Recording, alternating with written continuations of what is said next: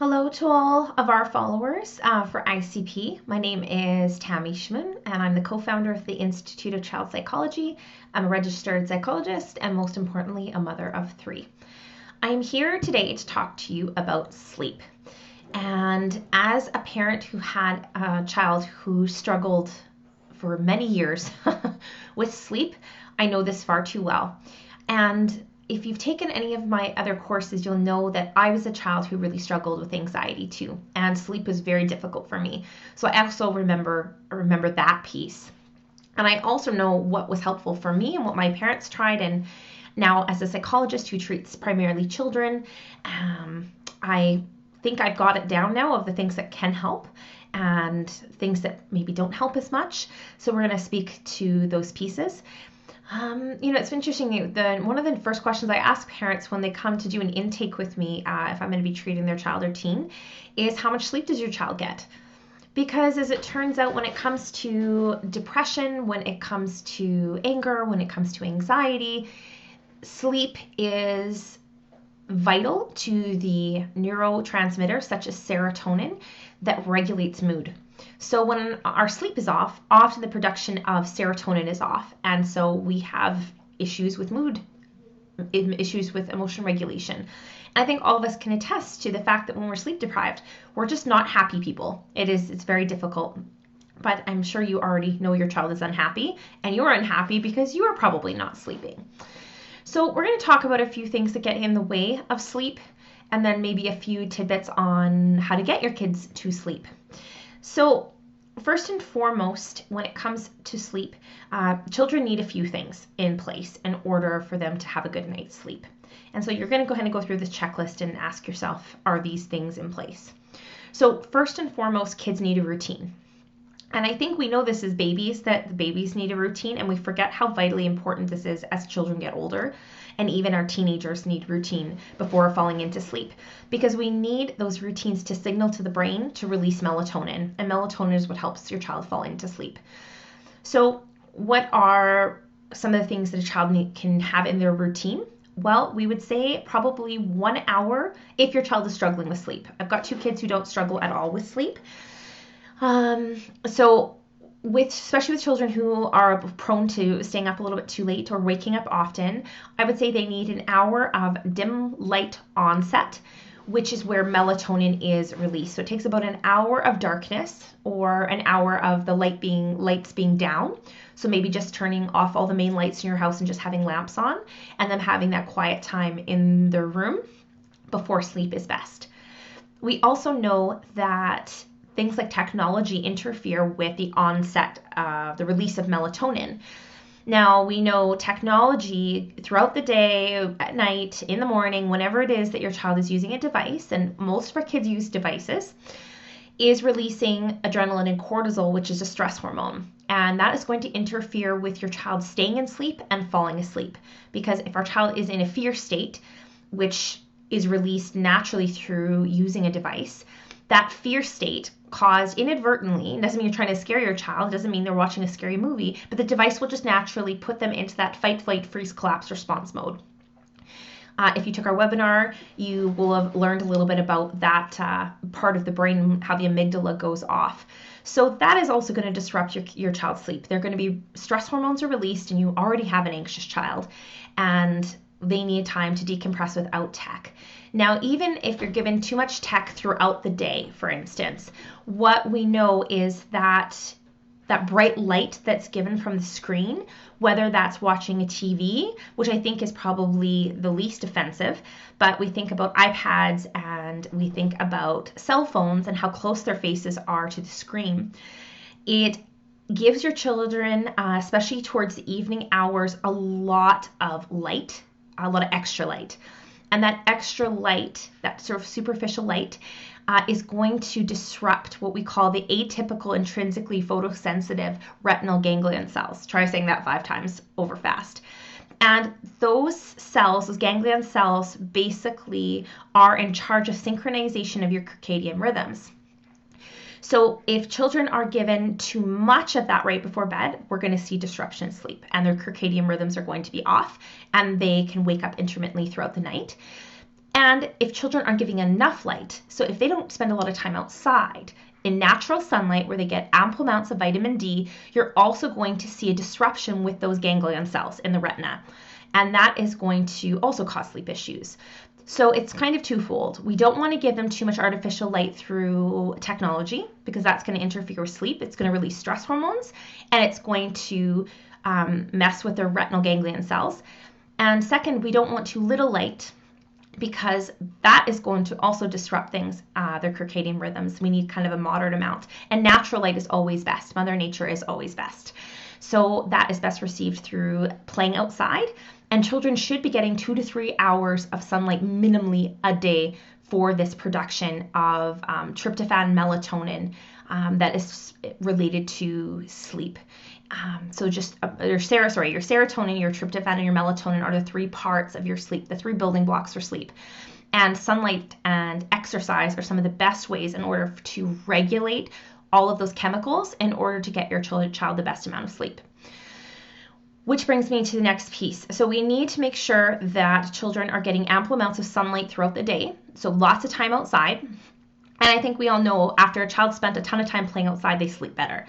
And unfortunately, lots of kids aren't getting time outside because they're either in too many organized activities. Not to say organized activities are bad, but too many might, if they're not playing and not spending time outside, could be a problem. And we also want to make sure they're not getting too much tech because that is also going to interfere with the chemicals, the transmitters in the brain. Now, when it comes to routine, we want a low tech. So no tech would be probably 2 hours before bed if you have a child struggling is the newest recommendation in the last year of the research. So 2 hours no tech. And we should not be giving tech first thing in the morning because what we have found with older kids, and I have experienced this myself, so I know this far too well, is they will wake up earlier wanting the technology. So they're more prone to wake up earlier craving it because they get a shot of something called dopamine when they access the tech, which then they crave. And that will often outweigh staying, if they wake up going back to sleep because they think, oh my goodness, I get to have this thing that feels really, really good. So that's going to be a problem. So we want that routine again. So we know what to kind of take out. Kids need lots of quiet time before they go to bed, that 1 hour with a dim light. And then they also need to have a routine like, is it a bath? And then it's story times with mom and dad or whoever's taking care of them. We know that reading is related to falling into sleep sooner. So that's something interesting is reading books with kids, not through a device, but just sitting and reading books with kids is very, very helpful. And then a massage or a cuddle right before bed can be wonderful. Also, a little routine you can do before bed that I really love is have your child talk about, it's called a rose and thorn ceremony. This was developed by Kim Payne, and Michelle Obama even does this, I guess, with her girls, is before bed, you talk about something that you are really looking forward to tomorrow and something really good that happened that day. So whether that is they had a really great time going to the park with you, and then tomorrow they're really looking forward to spending time with grandma, because that literally was mine tonight. And then the thorn is something that maybe felt kind of yucky that day, depending on how old your child is. We use the word yucky. And so today my son fell off the inner tube when we were pulling him behind the quad and he hurt his knee. So that was his yucky part today. And the yucky thing tomorrow is he goes to his dad's house, which isn't the yucky part. It's the switching houses that's the yucky part, just to be clear. So he knows that that's going to be a hard day, is having to go sleep in a new bed. So something, because we come from a blended family. So I've got, he transitions out once every 10 days. So we look at that, and that just gives children kind of the space to focus on something good, and then also, tell you what's in their hearts, like what is hard for them. Now, of course, that might not be appropriate for a 1-year-old. My 3-year-old's just able to do this, so that's something to consider, is having that connected time with you. Now, I am a big advocate of children need connection at night. They don't do well with just falling asleep and going to sleep. I think that's difficult for most of us, because when we go into sleep, we go into a state of unconsciousness. And because children are very vulnerable because they're not adults yet, they realize they are that vulnerable when they're sleeping and they're not protected. So not having the adult there can be very alarming for these kids, and you can see a spike in stress hormones.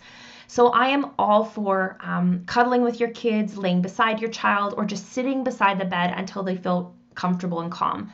And I know how frustrating this is because you just want to go and spend some time with your other kids, or Netflixing, or spending time with your partner, or just quiet time away from your kids.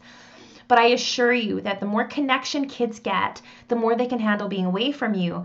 But they have to go to sleep in a calm, connected state. So does that mean you have to sleep with your child forever? Absolutely not. But that might mean while they're struggling, for the first couple nights or first couple weeks or couple months, you lay with them till they fall asleep. And then once you've got a good routine of that for, say, a month, then the next time you just sit on the edge of their bed while they fall asleep. And then we do that for a few weeks. And then you sit on the floor for a few more weeks. And then eventually I've actually had to sleep with my son, sleep on a mattress in his room for a good 2 months until we got past that stage. And eventually all I had to do was sit in the doorway until he fell asleep. And then it took another couple weeks, and then I had to sleep in the spare bedroom so he could have access to me because it was right beside his room.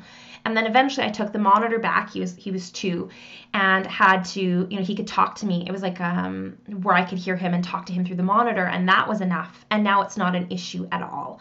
But this took a long time. It took till my son was past 3, so 3 years of this. And we even co-slept for the first 6 months.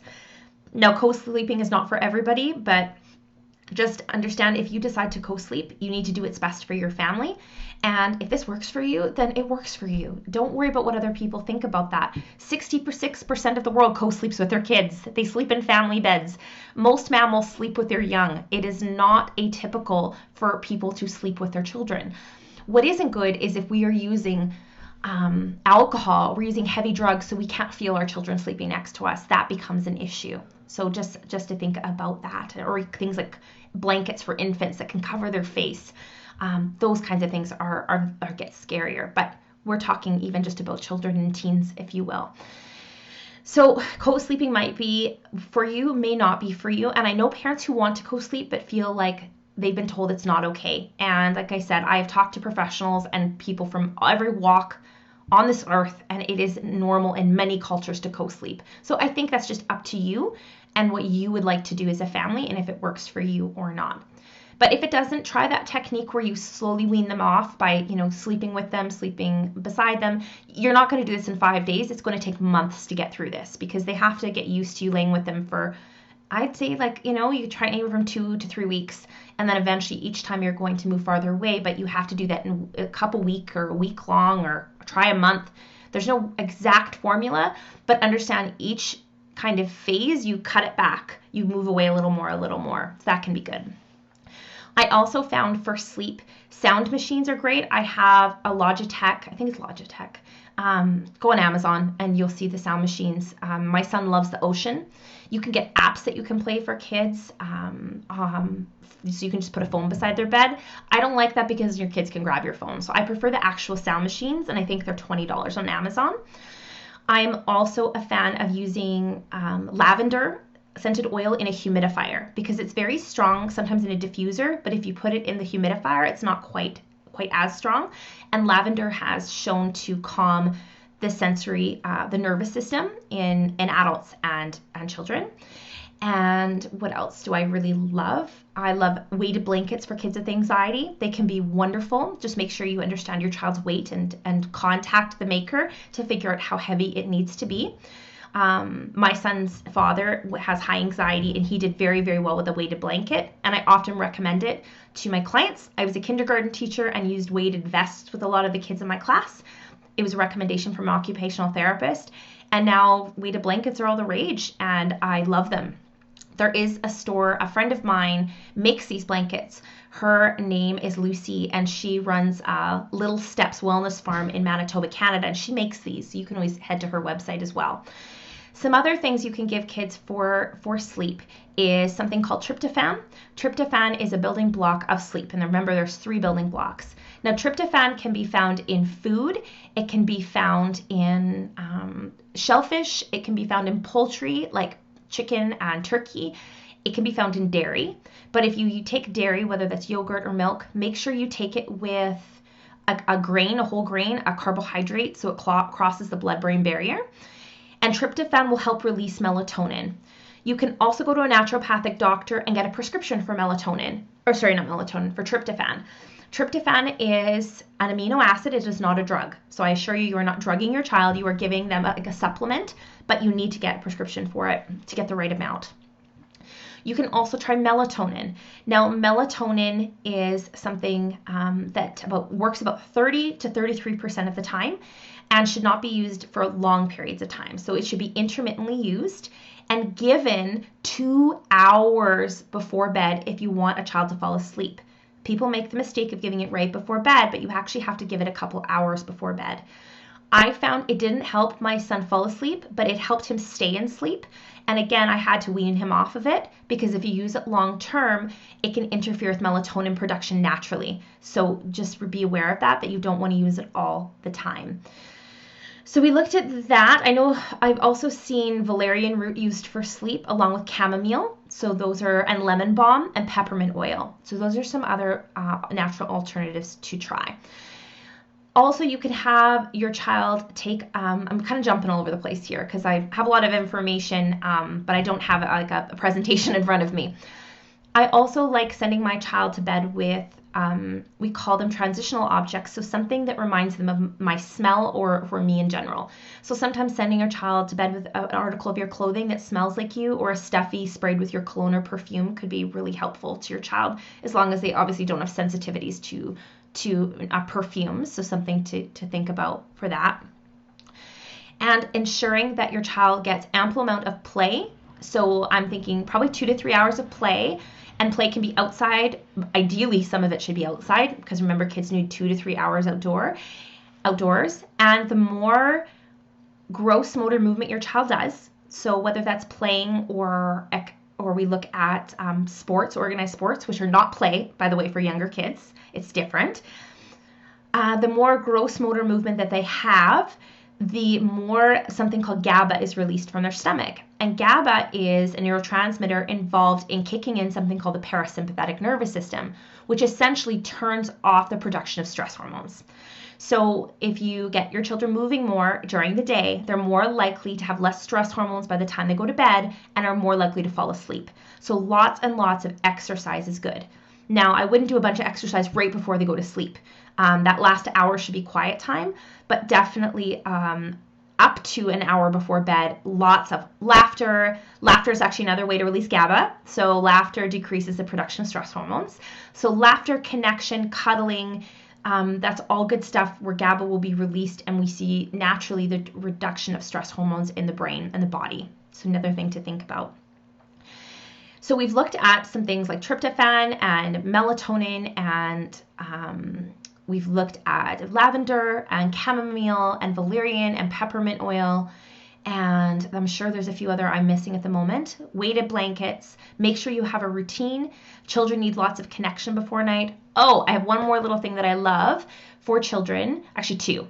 First is practice mindfulness with your kids. Get a mindfulness app. Mindfulness is kind of like meditation, but it's guided. So one of them, a Smiling Mind app, is really good. And I also like Calm, are really good for meditation before bed or guided mindfulness before bed.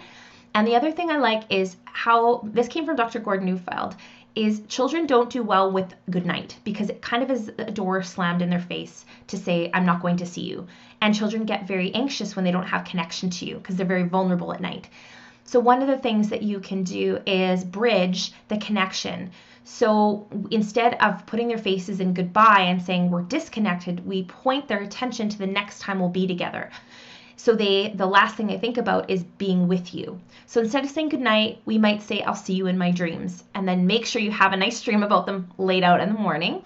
Or you say, I'll be up to give you a hug in 5 minutes. And make sure you come back in 5 minutes. That has blown up in my face. But by doing that bridging and not just saying goodnight, is saying, I will see you in 10 minutes, or I'll see you in 5 minutes for a hug. I have something planned for us in the morning. We're going to do blah, blah, blah. We talk about what they're going to do the next day.